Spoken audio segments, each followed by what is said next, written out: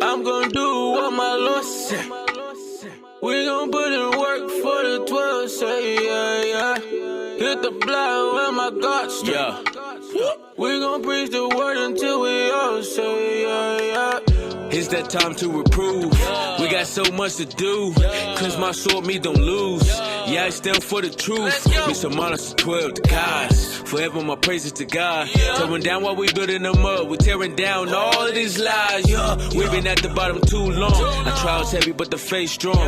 Yeah, it's just us against the world. We all we got, but we ain't alone. And the dogs on the outside, dogs on the outside. Yeah, the truth got them tongue tied. Four corners say we worldwide. No love, and they know why. We don't walk the same, we don't talk the same, we don't dress the same. You don't feel my pain, you don't live the same. We ain't built the same, we don't do the same things. No, we don't bleed the same. You ain't built for pain, you ain't what you claim. You the seed of Cain, we gon' rule the game. You gon' feel the flames, you gon' feel the flames, you gon' feel the flames. I'm gon' do what my Lord said. We gon' put in work for the 12, say yeah, yeah. Hit the block where my God stay. We gon' preach the word until we all say yeah, yeah. I'm gon' do what my Lord said. We gon' put in work for the 12, say yeah, yeah. Hit the block where my God stay. We gon' preach the word until we all say yeah, yeah. 12 tribes got the truth. 12 tribes got the truth. Judah got the truth. Ephraim got the truth. 12 tribes got the truth. 12 tribes got the truth. Purple gold making moves. So I guess we got the juice. Yeah, you know we got the juice. Teaching in your city, a boulevard to the booth. 1 Peter 2:9, Christ King salute. 336, read that in Peru. 12, I salute. Chosen seed out the vessel. Gold pinky at the bezel. Dami un beso. God laws make me special. Only kings I sit next to. Voy a hacer lo que Dios dice. Voy a meter mano para los 12, yeah. En el barrio donde están los dioses. We gon' preach the word until we all say, yeah, yeah. I'm gon' do what my Lord said. We gon' put in work for the 12, say, yeah, yeah. Hit the block where my God stay. We gon' preach the word until we all say, yeah, yeah. I'm gon' do what my Lord said. We gon' put in work for the 12, say yeah, yeah. Hit the block where my God stay. We gon' preach the word until we all say yeah, yeah.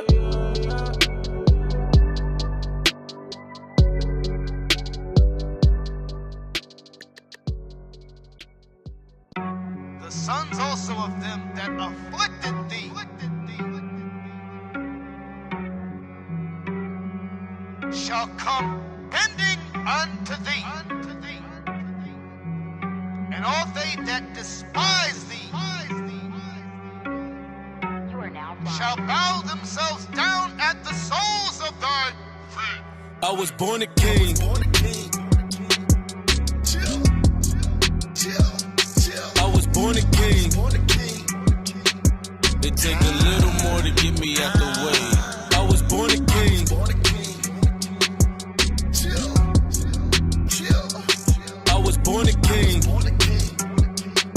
It take a little more to get me out the way. And in my mother's womb, fashioned to be flesh, ordained to be a prophet. I'm pushing till nothing's left. Fell away from my heritage, trying to retract my steps. Cause all my life's been a fast. The water got me refreshed. Deception, lies, I confess. The reason we still oppressed. No mercy, truth in the land. Dead captive serving the flesh. No longer dead, resurrect. The enemy, I'm at his neck. Alliance work from the prey. The scepter and nothing less. Cause I was born from the greatest of bloodlines. He made us a nation, the kings and priests. My forefather was David. I fear him with all amazement. Peculiar people, they hated the power, love, and peace. No knowledge we simulated, but now we doing away with the heathen customs and hatred. No longer will I bow down and let you cover my greatness and blacken to the ground. Perfection is how we made us. And if they hating on me, tell them hate some more. I was born a king. I was born a king. It take a little more to get me out the way. I was born a king.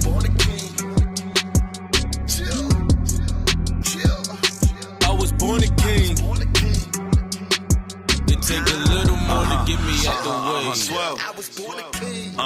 Why take an L like the YOLO letters? You should bend the knee where the rugby polo sweater. This is how it go though. Just do what you told forever. Disrespect a no-no. Can't say you don't know no better. I was born a king, bull internet, not no cyber. Everything you see, we gon' possess. That gets me hyper. I Secret Service be 100 million snipers for you brutal vipers. Go fix your face and change some royal diapers. Read it and weep. You mourning, weak in the knees. I'm yawning. We was asleep. Good morning. Featuring me and the sheep. It's okay. We was to pray. Now we just pray for the return, for the display. Maybe a month or a week and a day. Keeping it funky, keeping it faith. 244 and then you be about all that y'all can handle. Christ the Son, come let him tan you. It's gonna take all of the energy you channel. All the Avengers and they ammo and snaps from Thanos to get me out the way. Cause famo, I was born a king.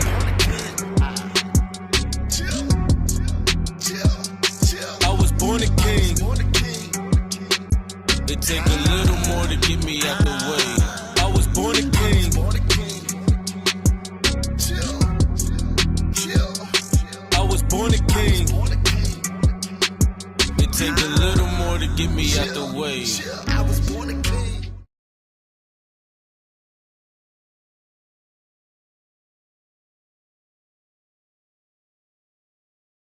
Hey, shalom, shalom. Most High Christ bless. Can y'all hear me?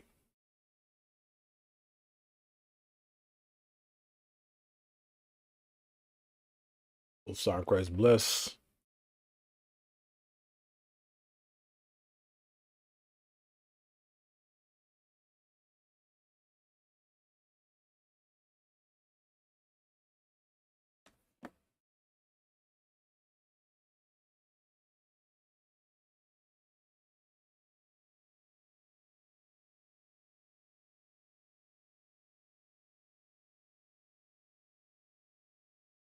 All right. All praise to the Most High.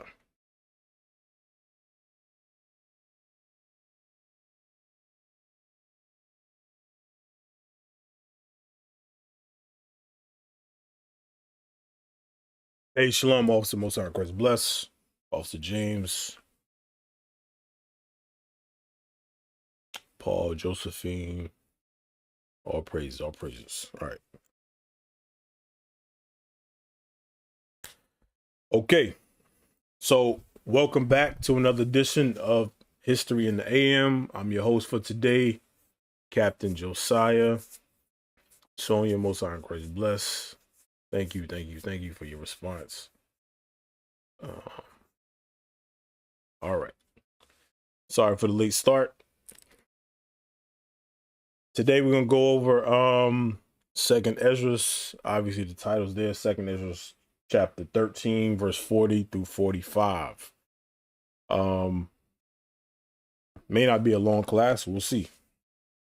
Bishop Yawasop taught a class this past Sabbath, and he went through these particular verses, and it prompted me to go over this because surprisingly,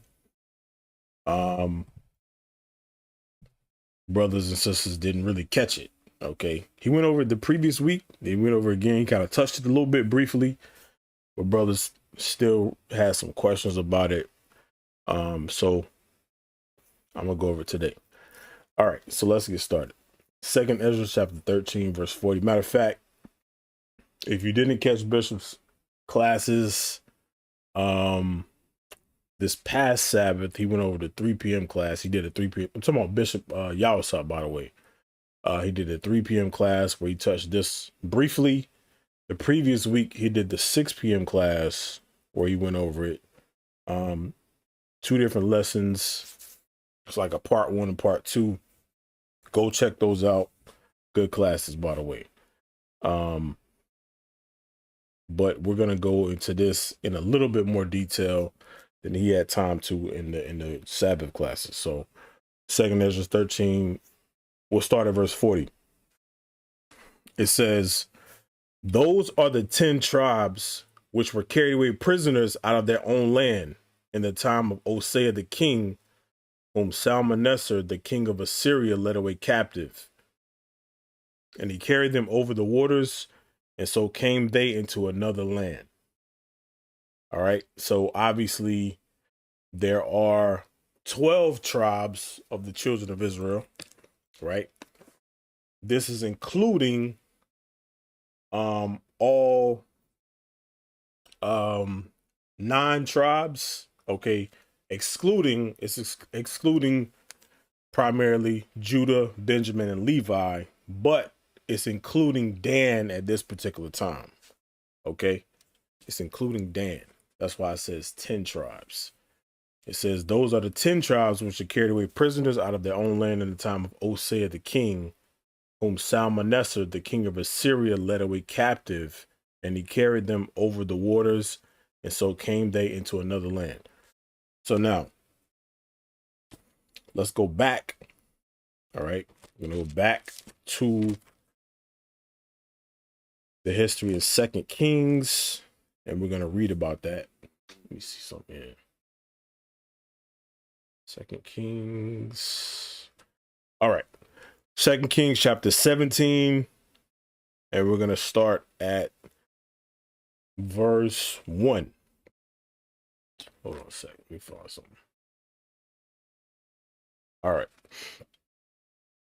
It says, in the 12th year of Ahaz, king of Judah, began Hoshea, the son of Eli, to reign in Samaria over Israel 9 years. So this is key. In the 12th year of Ahaz, king of Judah, began Hoshea, the son of Eli, to reign in Samaria over Israel 9 years. So now it's telling us, so we got 2 different kings. So at this particular time, remember, the nation is unified under David, is falling apart somewhat under Solomon, but it was still unified. And under his son, after that, the nation became divided into 2. So you have Northern Kingdom, you have Southern Kingdom. Okay. There's a precept. Just thought about. Let me see if I can find it real quick.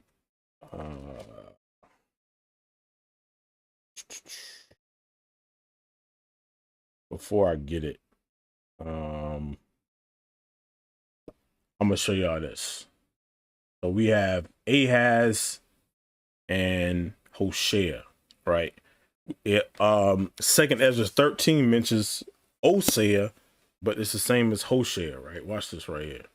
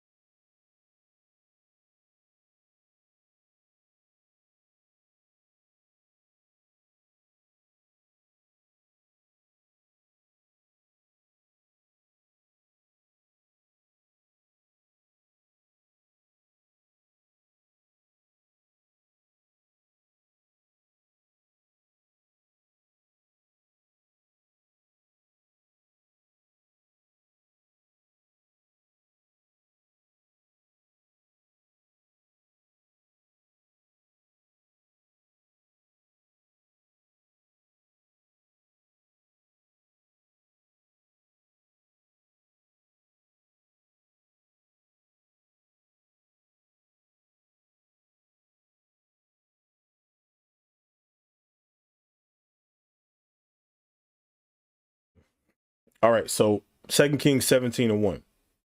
I'm gonna find it in a second. It says, in the 12th year of Ahaz, king of Judah, began Hoshea the son of Eli to reign in Samaria over Israel 9 years. All right, so again, Ahaz from 723 to 716, and then Hoshea from 732 to 722.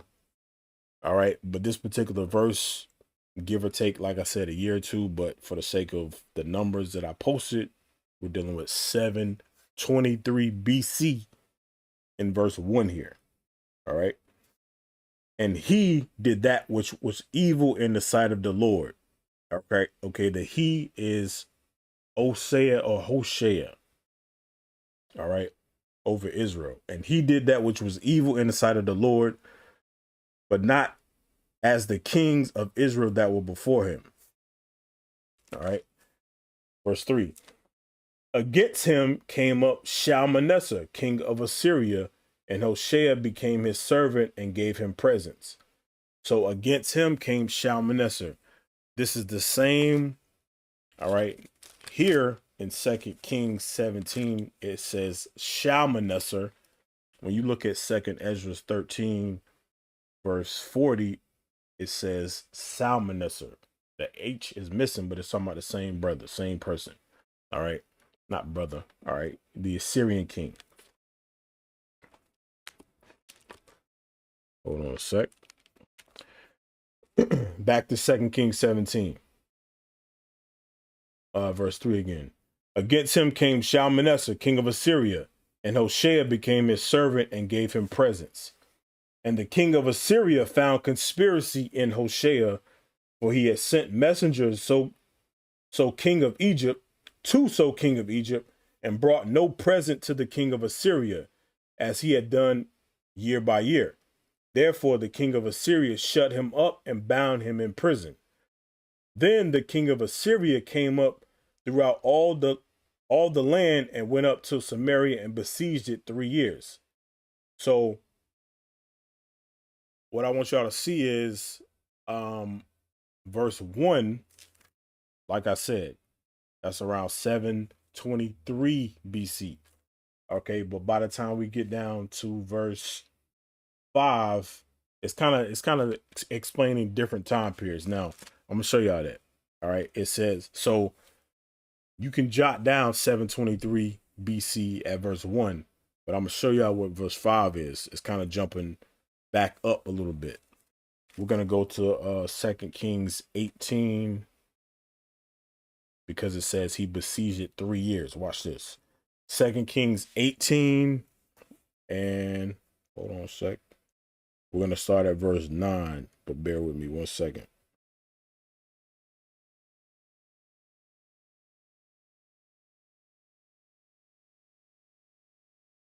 All right, verse 9. And it came to pass in the 4th year of King Hezekiah, which was the 7th year of Hoshea the son of Eli, king of Israel. So that's key. It came to pass in the 4th year of King Hezekiah, which was the 7th year of Hoshea, king of Eli. In the 7th year of Hoshea, the king of Eli, that Shalmaneser, king of Assyria, came up against Samaria and besieged it. Notice it says the 7th year. When you go back to 2 Kings 17:1, it mentions the 9th year, okay, of Hoshea. Okay, the 9th year. But now we're going back to the 7th year, okay? I'm going to read it again, 2 Kings 18:9. And it came to pass in the 4th year of King Hezekiah, which was the 7th year of Hoshea, son of Eli, king of Israel, that Shalmaneser, king of Assyria, came up against Samaria and besieged it. And at the end of 3 years, they took it, even in the 6th year of Hezekiah, that is in the 9th year of Hoshea, king of Israel. I'm not dealing with Hezekiah. I'm just focusing on Hoshea. So in verse 9, it mentions he came up in the 7th year. He besieged it 3 years, and then he took it. So 7, 8, 9, 3 years. Okay. Verse 10 again, 2 Kings 18:10. And at the end of 3 years, they took it, even in the 6th year of Hezekiah, that is the 9th year of Hoshea, king of Israel, Samaria was taken, and the king of Assyria carried away Israel unto Assyria, and put them in Halah and in Habor by the river Gozan, in the cities of the Medes. Okay, so he besieged it in the 7th year. He took it in the 9th year. It was besieged 3 years. So now going back, okay, to 2 Kings 17, I'm going to start at the top again and go down. Verse 1. In the 12th year of Ahaz, king of Judah, began Hoshea, the son of Elah, to reign in Samaria over Israel 9 years. Okay, so we got 9 years. That's 723 BC. And he did that which was evil in the sight of the Lord, but not as the kings of Israel that were before him. Against him came up Shalmaneser, king of Assyria. That Shalmaneser is Shalmaneser the 5th. Let me see if I got him real quick. Hold on a second. Shalmaneser the 5th, or Shalmaneser the 5th. Hold on a second. Let me see. I do have him. I gotta pull it up. Give me a sec. Oh.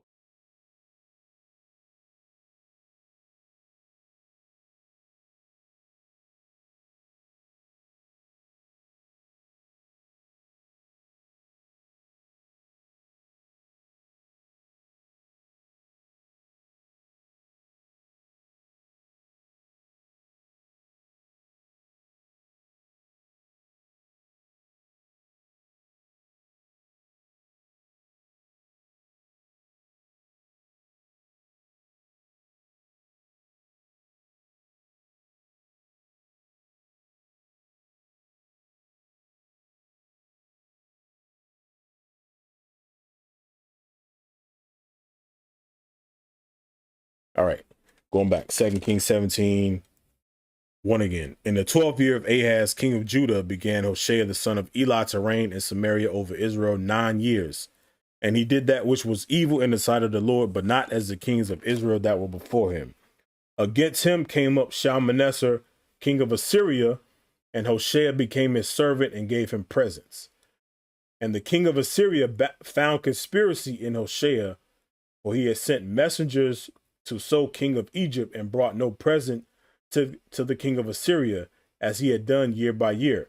Therefore the king of Assyria shut him up and bound him in prison. Then the king of Assyria came up throughout all the land and went up to Samaria and besieged it 3 years. So remember, we read this, the 3 years, we read this in 2 Kings 18 and 9. This besiegement happened in the 7th year of Hoshea.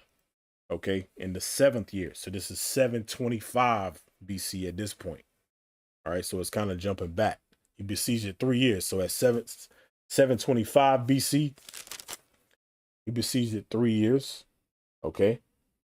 And then as we get to verse 6, so we're jumping from 5 to 6. Verse 5 is the 7th year. And then verse 6 is the 9th year, right? So 7, 8, 9. 7th year, 8th year, 9th year. All right, into verse 6. Verse 6 says, in the 9th year of Hoshea, so that's the 3 years, okay? Why am I saying verse 5 is the 7th year? Because we read that in 2 Kings 18, verse 9, okay? It mentions the 7th year of Hoshea. So going back, 2 Kings 17, 5 and 6 again. Then the king of Assyria came up throughout all the land and went up to Samaria and besieged it 3 years. In the 9th year of Hoshea, the king of Assyria took Samaria and carried Israel away into Assyria and placed them in Halah and in Habor by the river of Gozan and in the cities of the Medes. Okay, so this is what we're reading about when we read 2nd Esdras 13 and 40. Okay, this is the time period right here in 2 Kings 17 and 18. I'll continue a little bit in this chapter though. For so it was that the children of Israel had sinned against the Lord their God, which had brought them up out of the land of Egypt, from under the hand of Pharaoh, king of Egypt, and had feared other gods, and walked in the statutes of the heathen. For the Lord cast out from before the children of Israel and of the kings of Israel which they had made. And the children of Israel did secretly those things that were not right against the Lord their God. And they built them high places in all their cities, from the tower of the watchman to the fenced city. And they set them up images and groves in every high hill and under every green tree. And there they burnt incense in all the high places, as did the heathen whom the Lord carried away before them, and wrought wicked things to provoke the Lord to anger. You see that? So again, it's always because of our sins the Most High brings judgment upon us as a nation of people. Okay, so this was, again, when the nation split.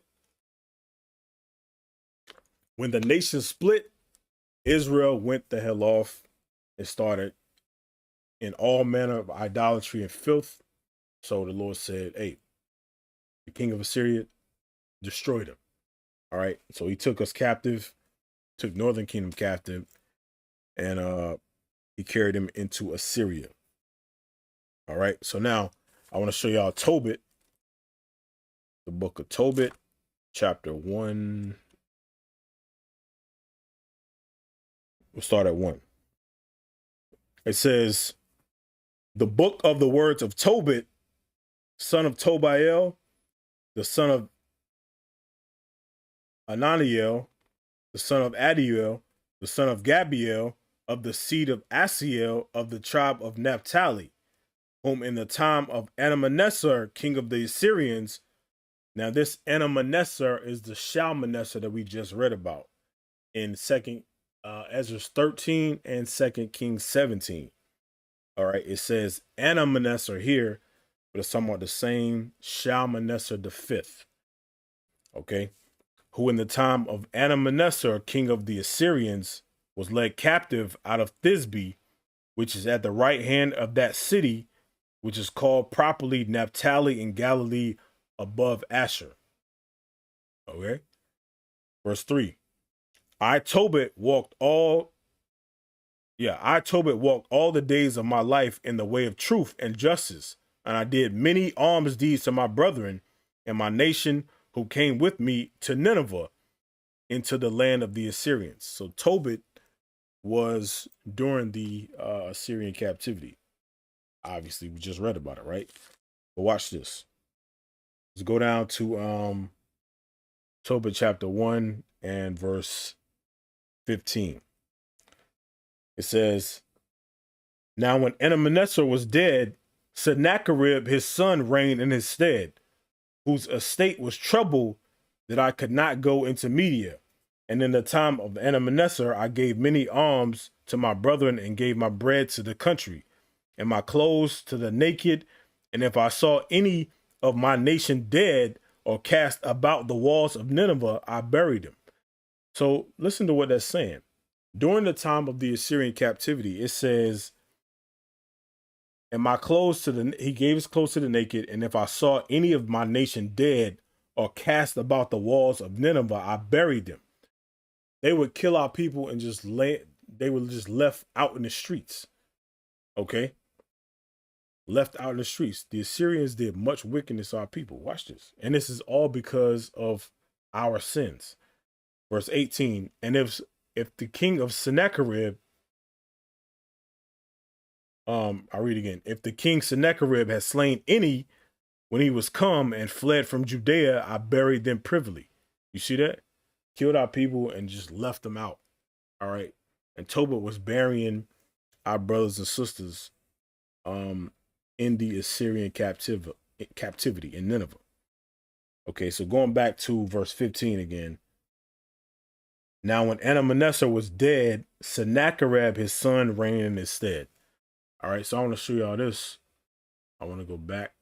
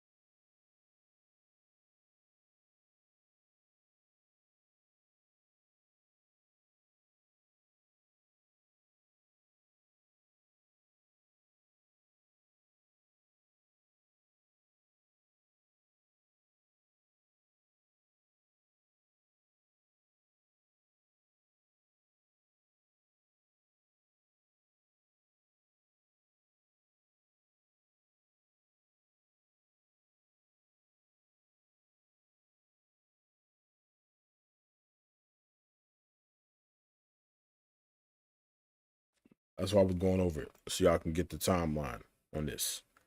All right. Again, all of this is going on in that particular verse, 2nd Esdras 13 and 40. When we read that verse, there's a lot of history in that particular verse before you get to verse 41.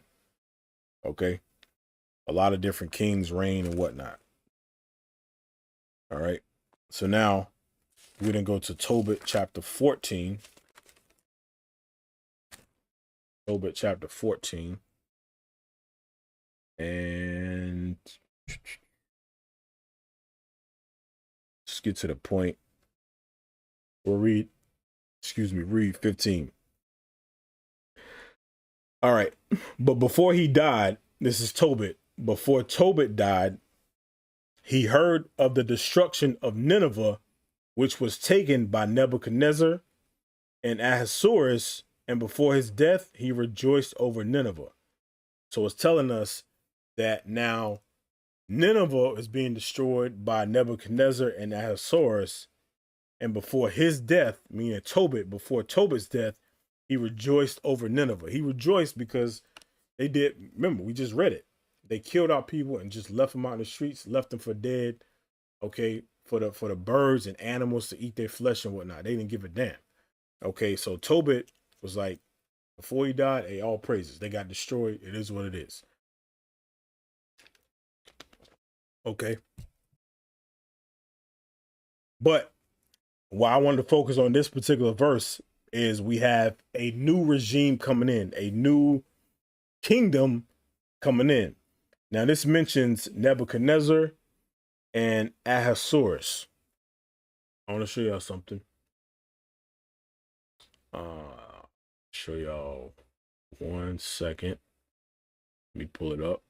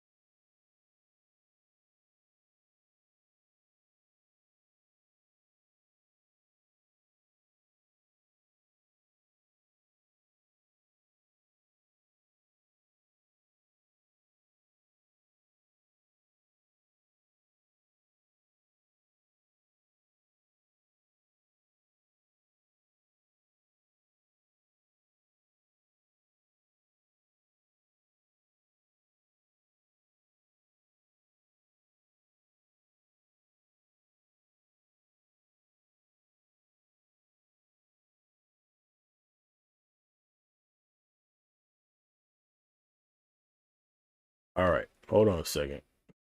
I saw y'all saying no sound. Give me a second. Try to figure this out.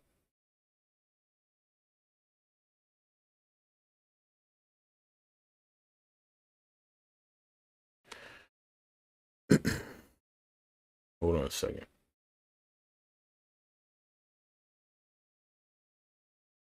Y'all can still hear me right now, right?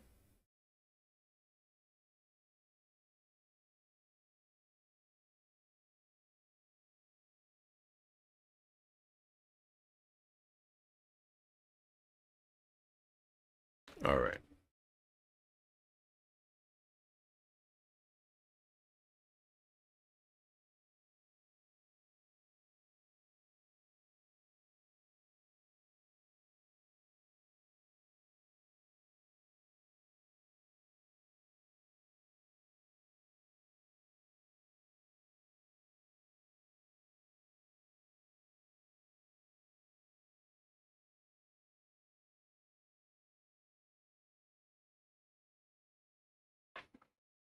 Give me a second.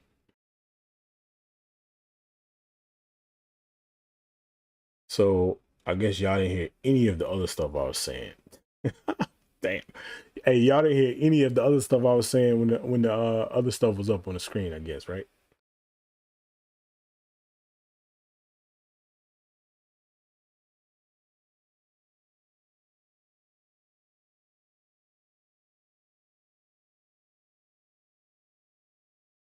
Dang. Nothing. All right.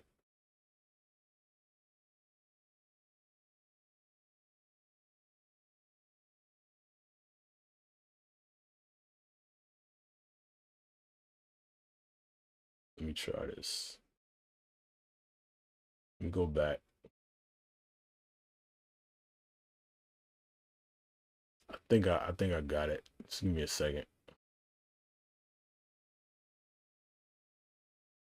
I'm gonna go back to.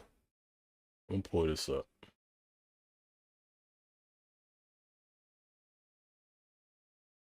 All right. Y'all hear me now? Y'all see Sensarskin, that's what I just pulled up. Y'all can hear me now?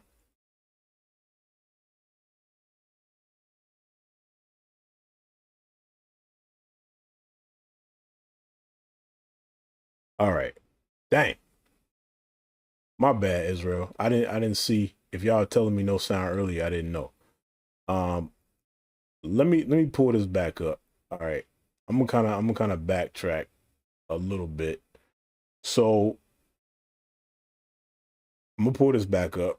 Now, when we went to second Kings 17. All right, we read about. I'm gonna backtrack just a little bit because y'all didn't have sound. Sorry.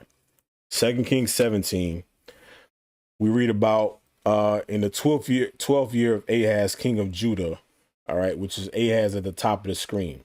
All right, he reigned from 735 BC to 716 BC. Okay, he reigned 19 years. When you read Second Kings 17 and 1, it says in the 12th year of Ahaz, king of Judah. So if you do the math, 735 BC minus 12, you get 723 BC. Okay, so in the 12th year of Ahaz, king of Judah, began Hoshea to reign over Israel 9 years. All right, now I'm gonna pull Hoshea back up again. All right, Hoshea, these are what I just pulled up was Southern Kingdom kings. These are Northern Kingdom kings. Hoshea is at the bottom. He reigned from 732 BC to 722 BC. So the same thing. If you do 732 minus 9, okay, you get 723 BC. So verse 1 is talking about the same thing, 723 BC. Okay. Now, when you look up certain history books or whatever the case, it may give different dates, give or take a year or two, whatever the case, you're gonna see that. All right, but for the sake of the class, we're gonna deal with the dates that we have on screen. Okay, so verse 2 Kings 17 and 1 is 723 BC. I'll read it again. In the 12th year of Ahaz, king of Judah, began Hoshea, the son of Eli, to reign in Samaria over Israel 9 years. So when Ahaz reigned 12 years over Judah, Hoshea was reigning 9 years over Israel. Same time period. And he did that which was evil in the sight of the Lord, but not as the king of Israel that before him. Okay, so 723 BC. Now, the other thing I pulled up was, what else I pull up? This right here. Okay, I referenced this, okay, in 2 Kings 17:3. All right, against him came up Shalmaneser, king of Assyria, and Hoshea became his servant and gave him presents. The Shalmaneser we're reading about in 2 Kings 17:3 is on the right side of the screen, which is Shalmaneser the fifth. All right, Shalmaneser the fifth, 726 to 722 BC. All right, Shalmaneser the fifth. Y'all can put that there. He was also the same one we read about in Tobit chapter 1. Okay, Tobit, let me get it. Let me look at it so I don't quote the wrong thing. Tobit chapter 1, verse 2 mentions Anamaneser. Okay, that Anamaneser is Shalmaneser the fifth. All right, some of your Bibles may have a number beside it, which is going to tell you it's Shalmaneser the fifth. Okay, then I went to Tobit 1:15. Okay, now when Anamaneser was dead, Sennacherib, his son, reigned in his stead. Okay, so if you look on the screen, I referenced Sargon. Sargon reigned in between Shalmaneser and Sennacherib, but he's not referenced here in the particular scriptures. You'll see that from time to time. They'll skip kings or whatever the case. Okay, but I'll read this, Tobit 1:15. Now, when Anamaneser was dead, Sennacherib, his son, reigned in his stead. So you see Shalmaneser reigned, then Sargon, then Sennacherib. Sennacherib reigned from 704 BC to 681 BC. Okay, 704 to 681 BCE. All right. Then I went to Tobit chapter, what is it, 14? Yeah, 14 and verse 15. Okay. And then that's how we got to where we're at here. Okay. I pulled Nebuchadnezzar up. I'm going to pull it back up in a second. Okay. This person we're reading about, Sensarskin, weird ass name. Okay. This is who we're reading about in Tobit chapter 14, verse 15. Sensarskin. All right.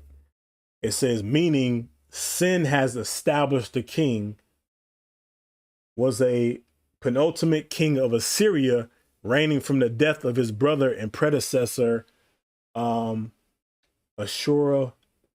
El-Tanali, weird names, in 627 BC to his own death at the fall of Nineveh in 612 BC. Okay. In his own death at the fall of Nineveh in 612 BC. So this Sensarskin here is the king we're reading about in Tobit 14 and 15, which is labeled as Assuerus. Okay, Assuerus. His real name is Sensarskin. It's hard to say. All right, I'm gonna show y'all this. Let me pull. I got Ahasuerus. Right, watch this. Let me show y'all this. Look at this. Ahasuerus. There are 3 kings designated by this name in scripture. The father of Darius the Mede, mentioned in Daniel 9:1. This was probably the Cyaxares, one known by this name in profane history, the king of Media and the conqueror of Nineveh. Notice it says the king of Media and the conqueror of Nineveh, Ahasuerus. Okay, but his real quote unquote name, hold on a second. Hold on a second.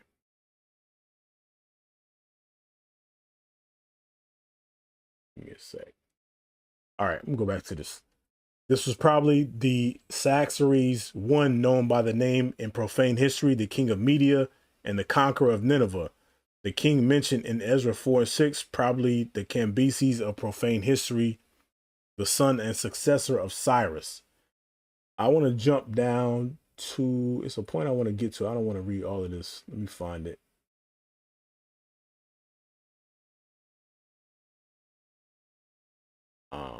So if you look at the bottom of this page, it says in the 70, this is talking about the Greek Septuagint. In the 70 or LXX, okay, that's L is 50, X is 10. In the 70 version of the book of Esther, the name Artaxerxes occurs for Ahasuerus. Okay, the name Artaxerxes occurs for Ahasuerus. It's talking about Esther. Let me just deal with this real quick. And I think I gotta correct that previous name I just pulled up, but the name Artaxerxes occurs for Ahasuerus. Let me get back on screen. So now when you look at, I'm gonna just briefly sidetrack the book of Esther. Esther chapter 1, verse 1 in the Old Testament, not the Apocrypha yet. We're gonna go to the Apocrypha after this. Now it came to pass in the days of Ahasuerus, this is Ahasuerus which reigned from India even unto Ethiopia. So Ahasuerus, right? Ahasuerus. Let's go to the Apocrypha and we're going to pull up Esther in the Apocrypha. Now, Esther in the Bible, quote unquote, mentions Ahasuerus. Let's look at Esther chapter 13, verse 1. It says, the copy of the letters was this: the great king Artaxerxes written these things to the princes and governors that are under him from India unto Ethiopia. Okay, so notice it mentions Artaxerxes here. Ahasuerus and Artaxerxes is the same thing. Okay, it's a Hebrew title and a Greek title. It means the same thing. It means ruler in truth or ruler in justice. It means the same thing. In the Hebrew, it's Ahasuerus. In the Greek, it's Artaxerxes. So I'm going to pull this back up. All right. Just look at the bottom portion again. It says in the 70, okay, or the Greek Septuagint version of the book of Esther, the name Artaxerxes occurs for Ahasuerus. I wanted y'all to see that. Artaxerxes occurs for Ahasuerus. So now we're going to go back to Tobit. Give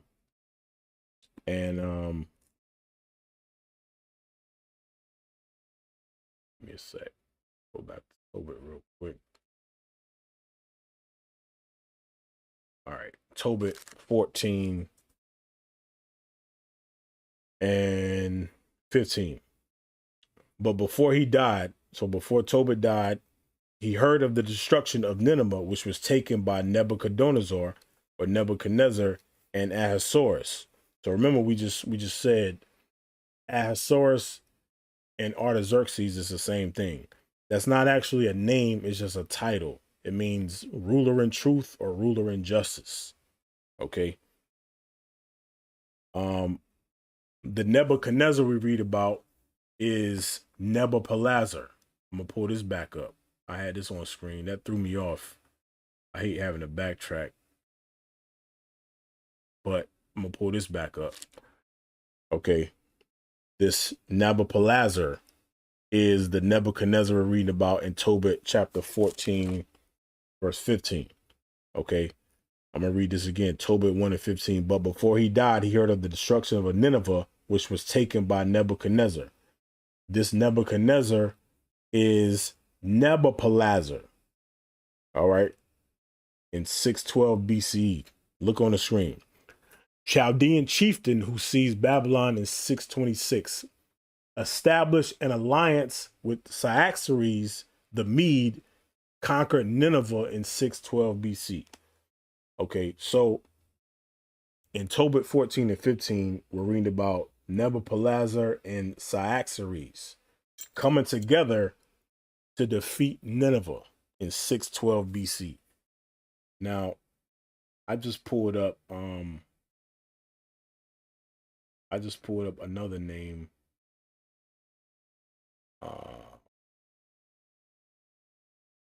This particular king right here, I pulled up earlier. This actual king, Sensarskin, he was the king of Assyria when Nebuchadnezzar, the Babylonian, and Cyaxares the Mede came in and destroyed Nineveh. This was the king that reigned over Nineveh. Okay, he was the Assyrian king at that time. And it's giving us the exact same date we just saw with Nebuchadnezzar. I'll read this again. Meaning sin has established a king, was the penultimate king of Assyria, reigning from the death of his brother and predecessor, Ashur al-Tanali in 627 BC to his own death at the fall of Nineveh in 612. Okay, so Sensarskin in Tobit 14 and 15 was reigning over Assyria. Sensarskin. He was killed by Nebuchadnezzar and Cyaxares when they came in, okay, and destroyed Nineveh. Now I'm going to pull up this guy, these weird ass names, Cyaxares, okay. Here.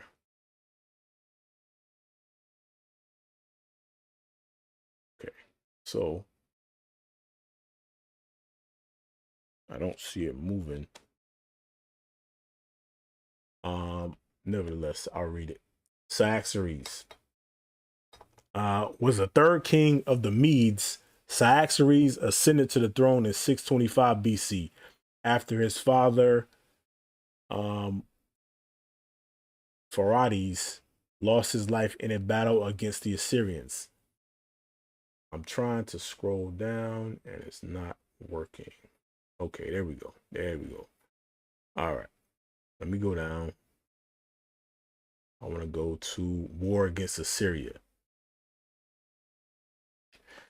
It says, following defeat of a joint Assyrian Mainian force at Gablani by the new Babylonian rebel king and founder of the Neo-Babylonian Empire, Nabopolassar. So the Neo-Babylonian Empire is what we're reading about in Tobit 14 and 15. You have Nabopolassar and Cyaxares coming in to take Assyria. This is a Neo-Babylonian Empire. Neo means new. You had an old Babylon under, what's his name? Nimrod in the book of Genesis. Okay. That's ancient Babylon. This is the Neo or new Babylon. America is Babylon the Great. Okay. So Neo-Babylonian Empire, Nabopolassar. The next year, Cyaxares conquered Manah, which brought the Median armies to the frontiers of Assyria in November 615 BCE, 6 months after Nabopolassar, had failed to seize the important Assyrian century of Assur. Cyaxares closed across the Zagros Mountains and occupied the city of Arapha. I'm trying to get to the point. Hold on. I don't want to read all of this. I don't want to read all of it. Hold on a second. All right. At the top of the screen, top right. The end result of this Median attack was the sacking of Ashur. During the Medes forces massacred the city's inhabitants, destroyed their temples, and seized their treasures. Shortly after the fall of Ashur, the Babylonian king Nabopolassar met Cyaxares at the ruins of the city, and they concluded an alliance against Assyria. You see that? They concluded an alliance against Assyria. Again, Tobit 14 and 15, 612 BC. which was sealed by diplomatic marriages with Nabopolassar's son, Nebuchadnezzar II, marrying Cyaxares' daughter, Amides, and Cyaxares marrying a daughter or granddaughter of Nabopolassar. Once the alliance between Cyaxares and Nabopolassar had been concluded, the Median and Babylonian forces acted in concert with each other in the war against Assyria. In 612 BCE, the Median and the Babylonian armies together crossed the Adman River at its mouth and marched on the Assyrian capital city Nineveh, which was taken and sacked by the joint Medo-Babylonian forces after 3 months of siege. The Assyrian king Sennacherib likely died during the fall of Nineveh. So we just referenced him. Sennacherib was the Assyrian king in Tobit 14 and 15. He was killed by Nabopolassar and Cyaxares. In Tobit 14 and 15, it just mentions Nebuchadnezzar and Ahasuerus. Those are just generic titles. Those are not actually names. Okay. Nebuchadnezzar means Nebo protects the king or Nebo protects the crown. Ahasuerus or Artaxerxes means ruler in truth or ruler in justice. All right. Let me get back on screen here. Let me see.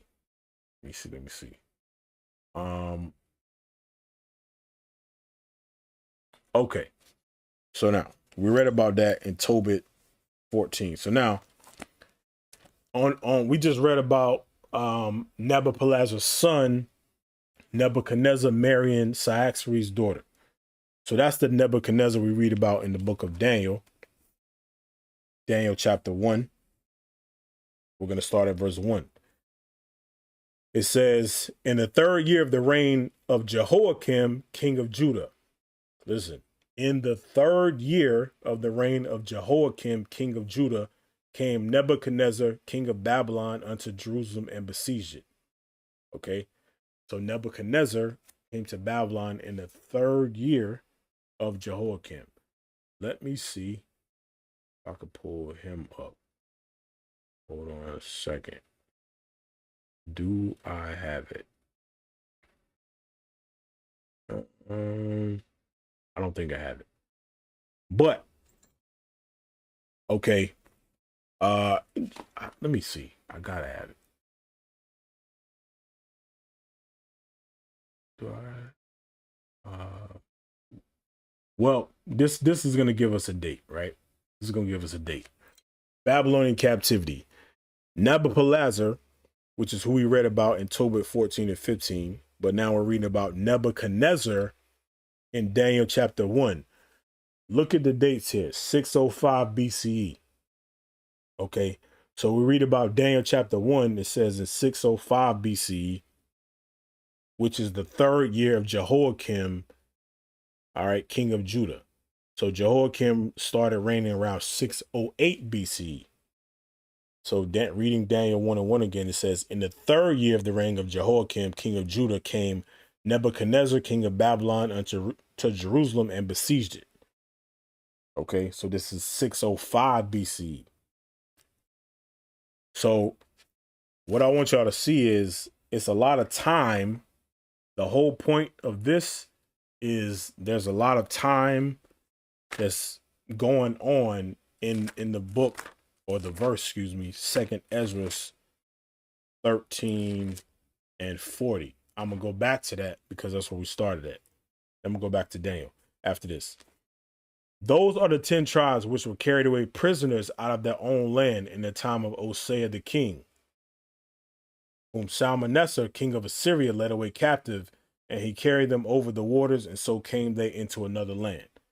So that particular verse alone, okay, we read about Shalmaneser V reigning, Shalmaneser V.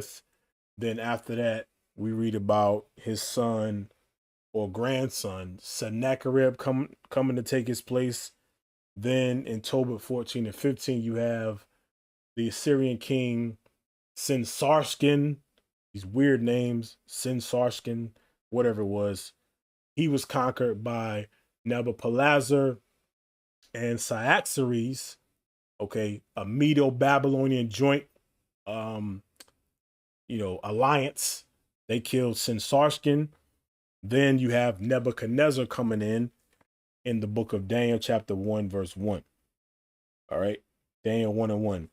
It says, in the 3rd year of the reign of Jehoiakim, king of Judah, came Nebuchadnezzar, king of Babylon, unto Jerusalem and besieged it. Okay. So I'm going to skip to Daniel chapter 5. And we're going to go to the last 2 verses. I'm going to start at verse 30.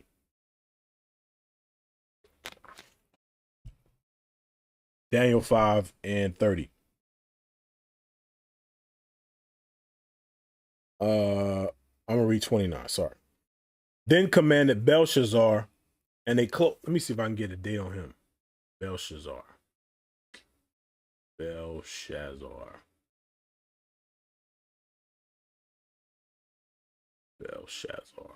Hold on a second. All right, so I'm going to go up a little bit. Belshazzar, you look at the bottom of the screen, he reigned from 553 BC to 543 BC. Okay. Daniel 1 and 29 again. Then commanded Belshazzar, and they clothed Daniel with scarlet and put a chain of gold about his neck and made a proclamation concerning him, that he should be the 3rd ruler in the kingdom. In that night was Belshazzar, the king of Babylon, slain, and Darius the Median took the kingdom, being about 62 years old. Okay. So when Belshazzar was killed, Darius the Median took the kingdom. So what is the point? What is the point? What are we doing here? We're showing you how 2nd Esdras 13:40, you read about Shalmaneser coming in and taking Northern Kingdom captive. But there's a lot of history in that one particular verse that you don't read about unless you go precept upon precept. And we're just going through it kind of quick. Okay, kind of quick. It's a lot of history there. We read about, again, Shalmaneser V. We read about Sennacherib. Then Sinsarskin was the last Assyrian king when Nebuchadnezzar and Cyaxares came in. Now we're reading about Nebuchadnezzar when Babylon is fully established. Okay. Then, after Nebuchadnezzar, down the line, you have Belshazzar, was the last king in Babylon at that time before the Medes took over. Remember, you have something called the Medo-Persian Empire. Medo-Persian, because the Medes reigned first. The Persians were greater out of the two. Remember, the prophecy said, let me look at it. The prophecy in Daniel 7 and 5 says, and behold, another beast, a second like unto a bear, and it raised up itself on one side. Okay, so it raised up itself. So Medo-Persian, but the Persian became the greater empire. But we read about Darius the Median taking over first. That's why it says it raised itself. Okay, now, after Daniel 5, I want to go to Jeremiah. All right. Jeremiah 25.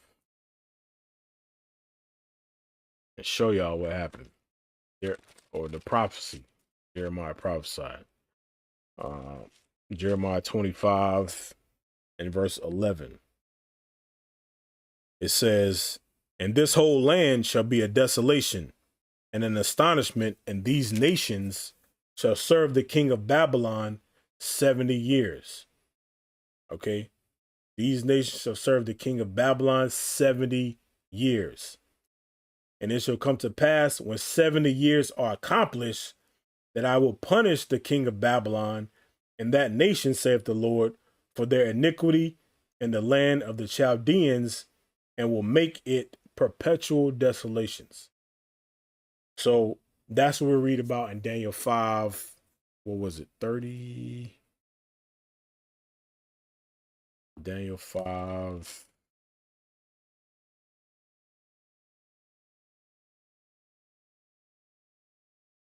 And 31. And Darius the Mede took the kingdom. So after 70 years in Babylon, the Medes took over. All right, now I want to go to Jeremiah 29. Jeremiah 29 and verse 10. Same thing as Jeremiah 25. Watch this. Jeremiah 29 and 10. But thus saith the Lord, that after 70 years be accomplished at Babylon, I will visit you and perform my good word towards you in causing you to return to this place. You see? So then the prophecy says, I will visit you and perform my good word towards you in causing you to return to this place after 70 years in Babylon. Okay. So now we're about in Daniel 5 and 30, 31, Darius the Mede taking over after 70 years in Babylon. Now watch this. Daniel chapter 9. Thanks, 628. Daniel chapter 9, verse 1. It says, in the first year of Darius, the son of Ahasuerus of the seed of the Medes. All right. In the first year of Darius, the son of Ahasuerus of the seed of the Medes, which was king over the realm of the Chaldeans. He took over Babylon after 70 years. The Medes. All right. In the first year of his reign, I, Daniel, understood by books the number of years where the word of the Lord came to Jeremiah the prophet that he would accomplish 70 years in the desolation of Jerusalem. So what does that mean? Daniel read the same thing we read in Jeremiah 25 and Jeremiah 29. He read the books of Jeremiah that prophesied that we would be 70 years in Babylon. Okay, after 70 years, the Medes would take over. All right. So again, what's the point? All of this is history dealing with 2nd Esdras 13 and 40. Okay. This is all in that one particular verse. All of this stuff is happening in that verse. It's a lot of time. Okay. Now I'm going to go to Ezra chapter 1, verse 1. It says, now in the first year of Cyrus, king of Persia, remember the prophecy, it was a bear, but it raised itself up on one side. Okay. The Medes took over. The Persians became the greater out of the two, out of that alliance. All right. Now in the first year of Cyrus, king of Persia, that the word of the Lord by the mouth of Jeremiah might be fulfilled. The Lord stirred up the spirit of Cyrus, king of Persia. So remember we just read about that. The prophecy said, I will visit you and cause you to return to this place or this land. Jeremiah 29. Now in the first year of Cyrus, king of Persia, that the word of the Lord by the mouth of Jeremiah might be fulfilled, the Lord stirred up the spirit of Cyrus, king of Persia, that he made a proclamation throughout all his kingdom, and put it also in writing, saying, thus saith Cyrus, king of Persia, the Lord God of heaven hath given me all the kingdoms of the earth, and he hath charged me to build him an house at Jerusalem, which is in Judah. Okay, so he acknowledged the Lord charged me to build an house in Jerusalem. Verse 3, who is there among you of all his people? His God be with them, and let him go up to Jerusalem, which is in Judah, and build the house of the Lord God of Israel. He is the God which is in Jerusalem. And whosoever remaineth in any place where he sojourneth, let the men of his place help him with silver and with gold and with goods and with beasts besides the freewill offering for the house of God that is in Jerusalem. Then rose up chief of the fathers of Judah and Benjamin, and the priests and the Levites, with all them whose spirit God had raised to go up to build an house of the Lord, which is in Jerusalem. So now look at verse 5. Then rose up the chief of the fathers of Judah and Benjamin and the priests and the Levites. That's the 3 tribes. And it says, with all them whose spirit God had raised. That's the remnant of northern kingdom as well that went back to build. Okay. So Cyrus gave us liberty. This right here what we're reading about is around 538. Okay. 538 BC. All right.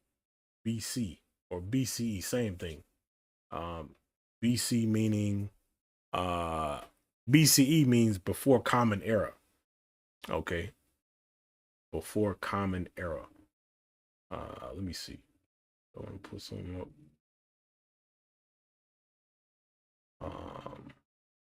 I do want to show y'all just to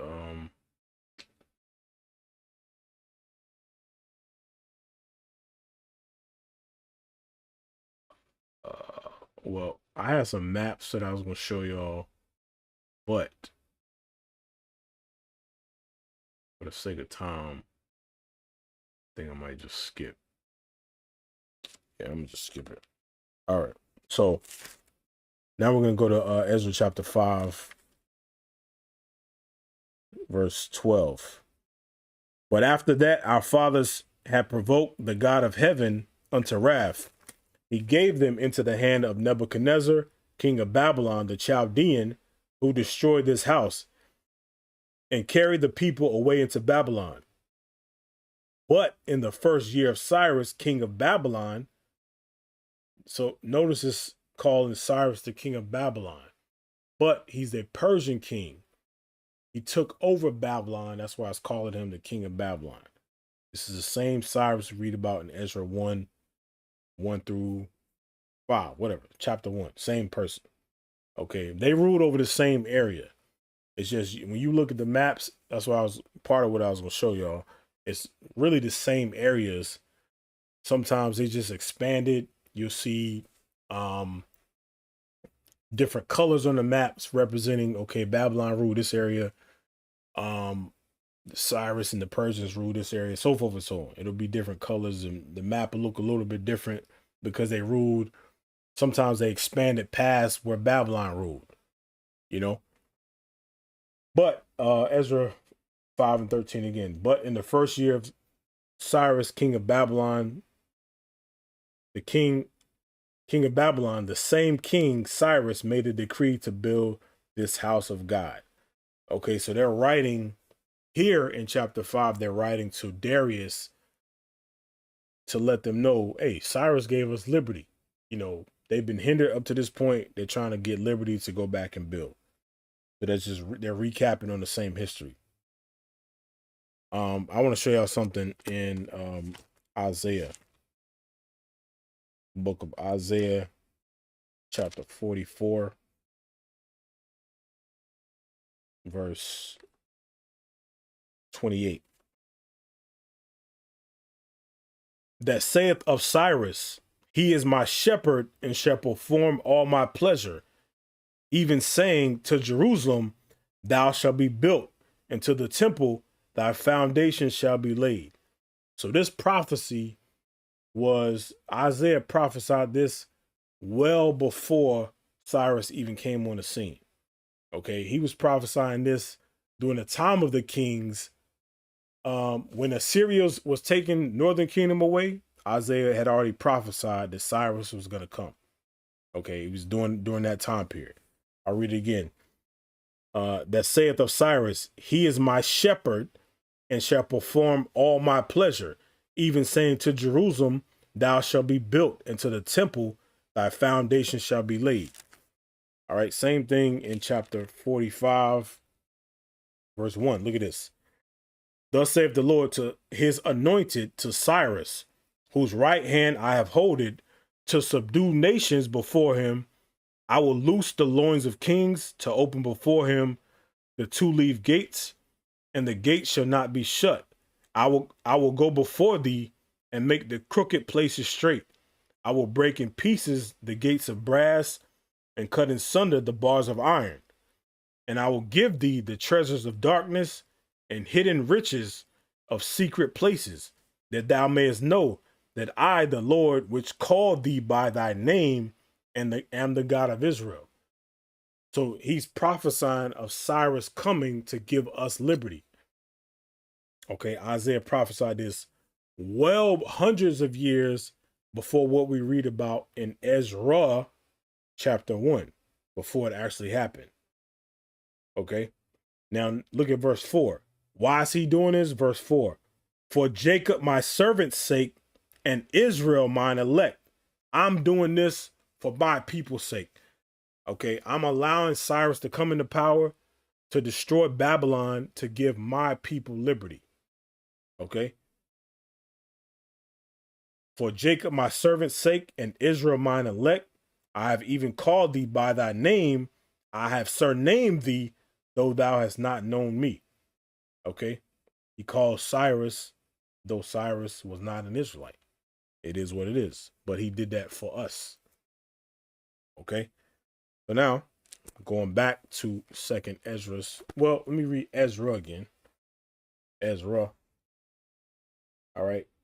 Ezra chapter 1, verse 1. Now in the first year of Cyrus, king of Persia, that the word of the Lord by the mouth of Jeremiah might be fulfilled, the Lord stirred up the spirit of Cyrus, king of Persia, that he made a proclamation throughout all his kingdom and put it also in writing, saying, Thus saith Cyrus, king of Persia, the Lord God of heaven hath given me all the kingdoms of the earth, and he hath charged me to build him an house at Jerusalem, which is in Judah. Who is there among you of all his people? His God be with him, and let him go up to Jerusalem, which is in Judah, and build the house of the Lord God of Israel. He is the God which is in Jerusalem. And whoso remaineth in any place where he sojourneth, let the men of his place help him with silver and with gold and with goods and with beasts, besides the freewill offering for the house of God that is in Jerusalem. So now, that particular verse right there, that's key. And whoso remaineth in any place where he sojourneth, let the men of his place help him with silver, with gold, with goods, with beasts, besides the freewill offering for the house of God that is in Jerusalem. So now, this happened to not only Judah, Benjamin, Levi, and the remnant of the northern kingdom that went back to build, but also all of Israel. So 2nd Esdras 13, they had substance. They were given substance because the intent was to go back. They say, hey, listen, we got to give y'all stuff, gold, silver, whatever the case, so y'all can go back and build. But 2nd Esdras 13, all right, 40 again.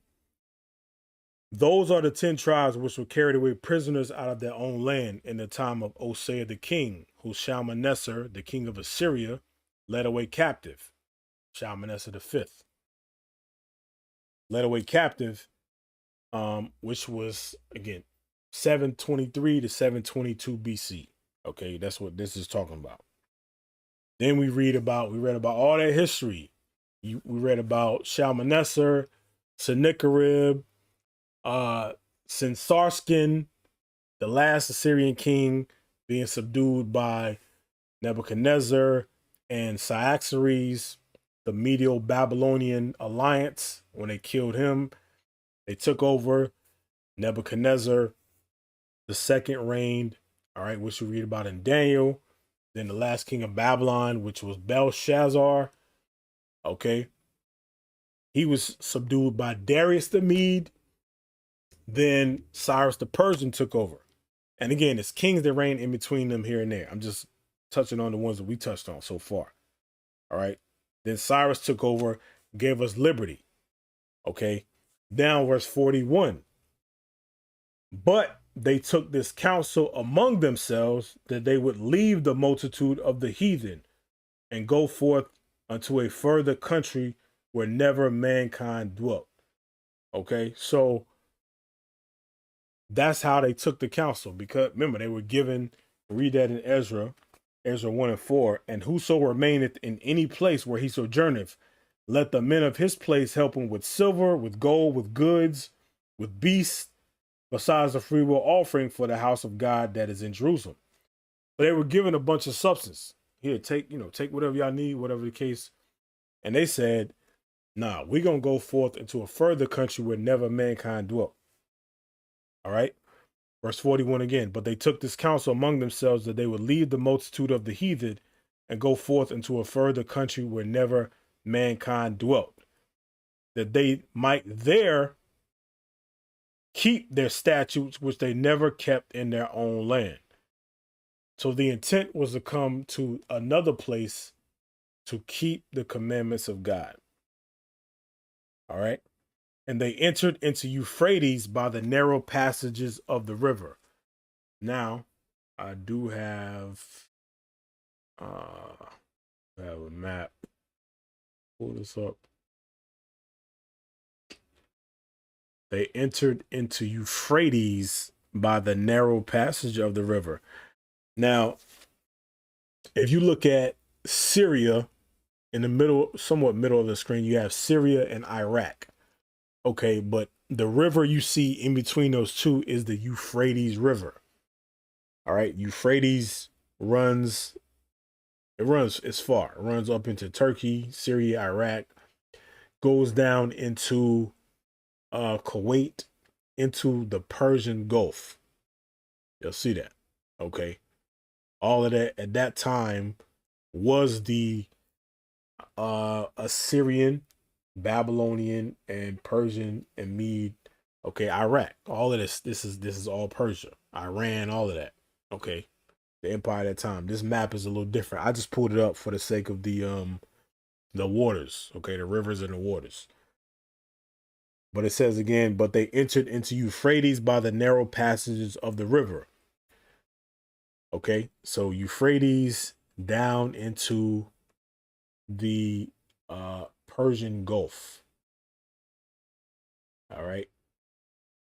Then you have, from the Persian Gulf, you have the Gulf of Oman. That Gulf might have a different name. You might see on different maps. All right. Persian Gulf to the Gulf of Oman. All right. From the Gulf of Oman to down into the Indian Ocean. All right. And again, this map now that you're looking at is Africa. Into the Indian Ocean. All right. Then from the Indian Ocean, you have the Atlantic Ocean. Okay. Around the southern coast of Africa. All right. It says again, and they entered into Euphrates by the narrow passages of the river. For the Most High then showed signs for them, and held still the flood till they would pass over. What flood? He held still the flood till they would pass over. So he calmed the waters down so they could get through all the, the seas and whatnot. Okay, that's what we're reading about. For the Most High then showed signs for them, and held still the flood till they were passed over. All right. And through that country, there was a great way to go, namely of a year and a half. And the same region is called Arsareth. All right. The same region is called Arsareth. Now, there's some more precepts and some other stuff I want to get. I hate that we got started a little late and the sound was out. My apologies, Israel. Let me see here. Do I have Arsareth here? Well, I'm gonna show y'all this. This is a page. This book right here is called, what is it called? Origins. I think I have it. Origins of the American Indians, I want to say. Yeah, this is it right here. Origins of the American Indians. Okay. This is page 35. It says, Luminous introduced most of these theological arguments which were later advanced to indicate a Hebrew origin for the Indians. The basis of his story of how the Jews got to America was the fourth book of Esdras, whose authority luminous. Now, the fourth book of Esdras is second Esdras. Okay. Ezra in the Old Testament, Nehemiah, that's first and second. Ezra is 1, Nehemiah is 2. First Esdras is 3, second Esdras is 4. All right. The basis, I'm going back to this. The basis of his story of how the Jews got to America was the fourth book of Esdras, whose authority Luminous accepted despite its apocryphal standing. I'm going to jump down to the other highlighted part. Well, right before it, Luminous' argument was that the 10 tribes of the Hebrews exiled to various parts of the Assyrian Empire by Shalmaneser had escaped to Arsareth, which Luminous identified as India or America. Okay, America. That's what it is. All right, Arsareth is America. Now, notice when we read the in second Esdras, it says that they might there keep their statutes which they never kept in their own land. So they came over for a time. They did keep the commandments. Okay, and I'm gonna show y'all. I'll show y'all a reference. Let's see here. Look at this. It says the ceremonies of the Indians in their religious worship are more after the Mosaic institution than of pagan imitation. You see this? The ceremonies of the Indians. This is not the same book. This is not Origins of the American Indians. What's the name of this book? This is called, oh man, what's the name of this book? I can't remember, but it's not the same book. It says the ceremonies of the Indians in their religious worship are more after the Mosaic institution than of pagan imitation, which cannot be if the majority of the old natives were of heathenish descent. You see this? So if they were of heathenish descent, why are they keeping Mosaic institution? Because they are the Israelites. I'm going to read it again from the top. The ceremonies of the Indians in their religious worship are more after the Mosaic institution than of pagan imitation, which could not be if the majority of the old natives were of heathenish descent.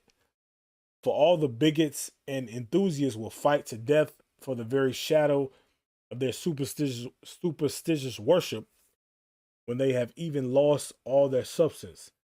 There yet remain so many marks as to enable us to trace the Hebrews' extraction and rights, though all the various nations of the Indians, and we may with a great deal of probability conclude that if any heathens accompanied them to America, to the American world, or were settled in before them, which it was not, the scripture says, which never mankind dwelt. They're just making an argument that if anybody came with them or settled before them, they became proselytes of justice, and their pagan rites and customs were swallowed up in the Jewish. So they did keep God's commandments, okay, for a particular time. It's getting late, so I gotta close. I had a lot more stuff I was gonna get, but I'm gonna close it out here shortly.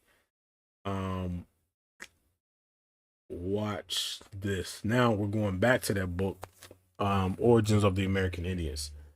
Actually, the Indians did appear to keep certain parts of the law in certain areas. You see, so certain areas you see, okay, they are keeping the commandments. You see, like other records you read about us keeping Passover, tabernacles, of course, the fringes. That's historically accurate. You see photos of that, of the natives and whatnot, so-called, but many different things. It says, actually, the Indians did keep certain parts of the law in certain areas. The Incas had a festival in March similar to Passover. Okay, Passover's right there. The Yucatan Indians practiced circumcision. The Mexican and Incas had eternal altar fires. Okay, that's laws of sacrifice. Some Nicaraguans would not allow women who had recently given birth into the temples. You see that? That's separation. Okay, she had to be put apart. She was separated for the 40 days or the 80 days. Other parts of the law observed at various places included those which was said that men should not sleep with women who had recently given birth. Again, same thing, 40 days or the 80 days. If a master slept with a slave, both were whipped. Adulterers were to be stoned. Okay, so again, because there was no sacrifice they could bring. Adulterers were to be stoned. Men and women must not wear each other's clothes. Wow.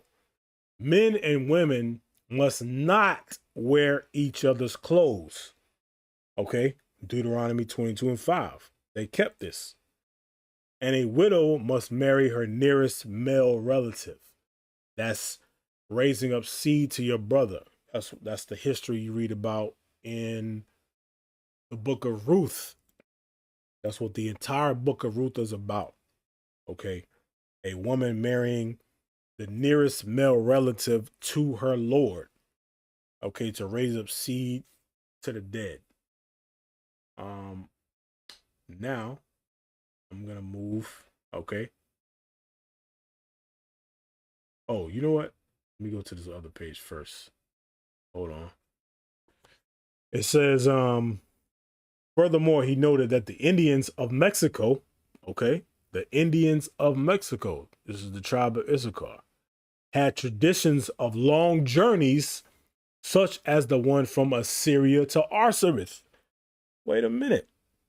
This is the same book, Origins of the American Indians.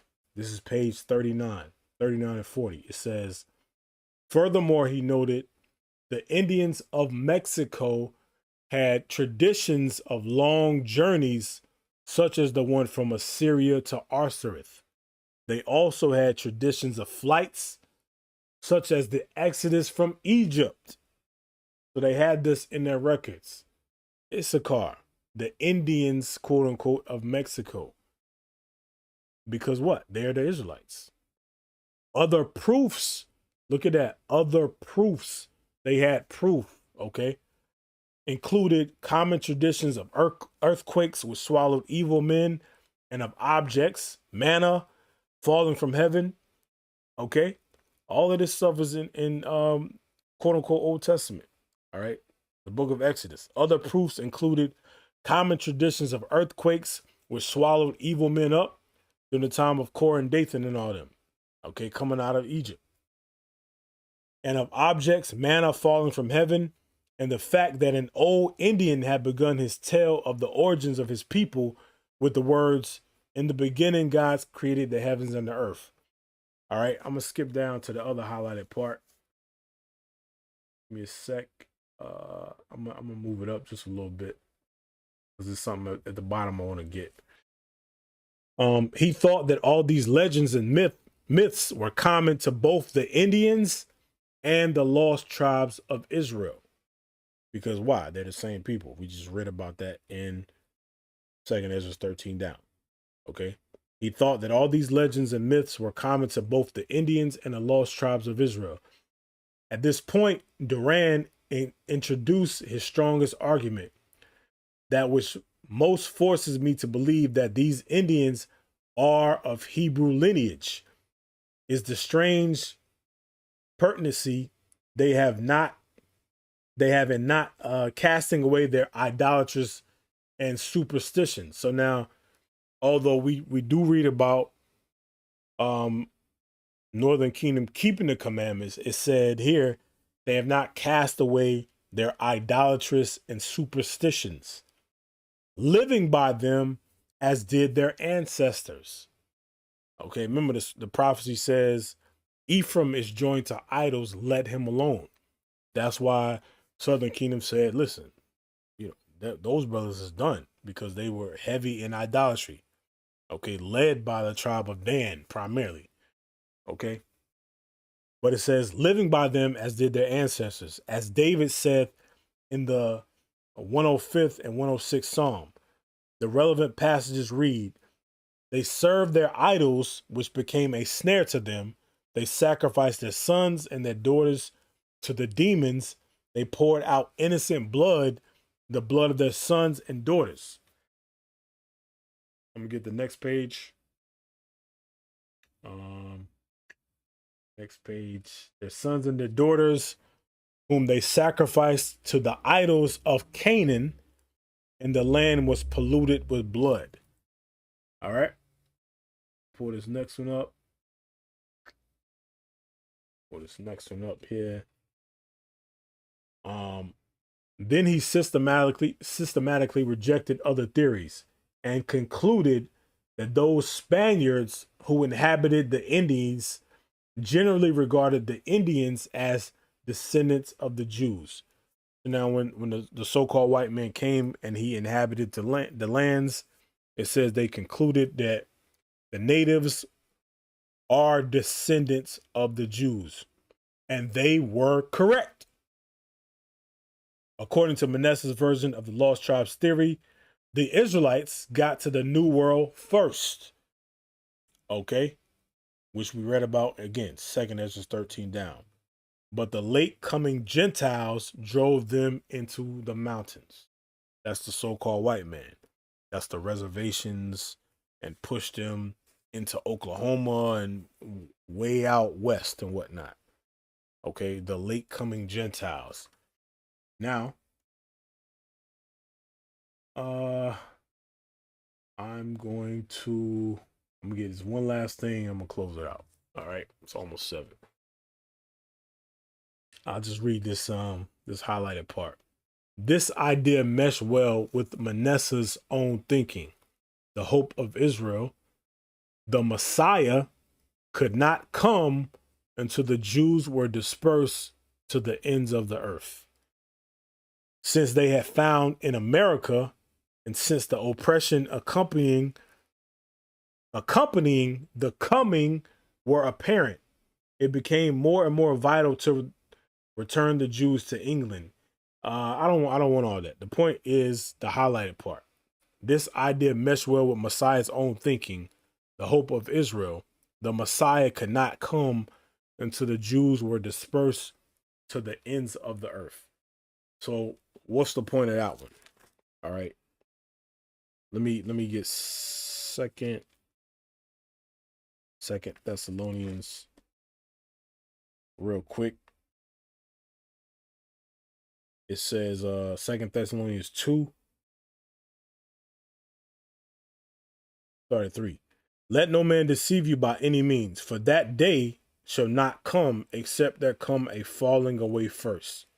That day is the day of Christ. It's not going to come until there come a falling away first. So all the prophecies had to be fulfilled. Northern Kingdom, according to 2nd Esdras 13:40, had to come over here, had to be conquered and whatnot. Judah had to come on slave ships later. We had to completely lose our nationality and whatnot. And we would resurrect ourselves through the Spirit of the Most High. Then Christ is going to come after that. So that's what they're saying here. Okay, that day should not come except they come falling away first. The falling away is what we just read. All the idolatrous practices and whatnot. But the Most High is bringing his people back. All right, so I didn't get to basically go through everything that I wanted to. Again, we started a little late, and then the sound was kind of off. So I hope I was able to make it make sense in the time that we had. I pray y'all got something out of the lesson, Israel. All right. So with that, y'all have a good morning. Stay tuned for the other classes coming up on the other channels. Daily Bread, mid-morning meditation. Of course, make sure y'all stay tuned for 7 o'clock today. All right, on IUIC Raleigh, Escaping the Plantation 2.0. Make sure y'all subscribe and share this though, all right? Most High Christ bless. Shalom.